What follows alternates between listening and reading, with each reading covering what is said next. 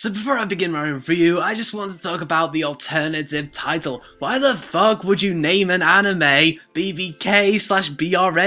That makes no sense. Who is going to read and understand that? Honestly, what a stupid idea for an alternative title. Just call it Bubuki Buranki, especially after this episode explained what the difference is between Bubuki and Buranki, but unfortunately those who see the shitty alternative title is not going to fully get all that straight away, I don't think, and if you're going to have an alternative title, actually make it readable and good and understandable. So anyway, enough negativity, now for the more positive stuff. So in episode 2 of Bubuki Buranki, we continue off with the lead character and his buddies somehow finding the mech which transported the main guy from a space island and onto Earth. Don't ask me how they found it, I really don't get it all. They just find it after being chased down by a bad guy with a gun from a random supermarket on a rooftop to a random underground layer. So then the team fight off the bad guy and all the action is like half slow motion and half normal speed, which kind of helps me see what is happening, but it also kind of fragments the action, so I did find it hard to get immersed in the battles. So then the main guy finds his mech,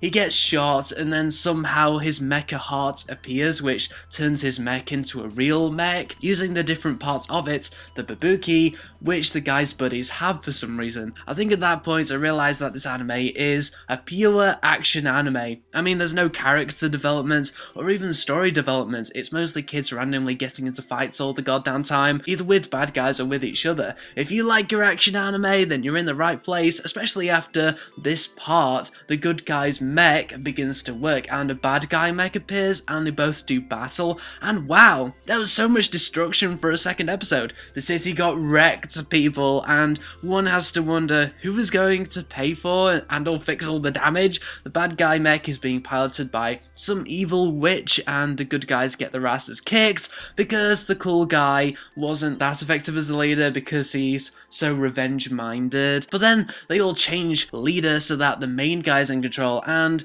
they sort of win. Then for some reason the witch goes unconscious ages after the battle, so it's not super clear as to why that happened. So yeah, this episode made no sense and it was mostly random action and characters fighting for no real reason other than vague revenge motives here and there. But that said, this episode was not terrible and it wasn't amazing, it was quite average, which is surprising because usually when an episode makes little to no sense to me, I get turned off, but I think that this was just so nonsensical that I just couldn't help but stare in wonder.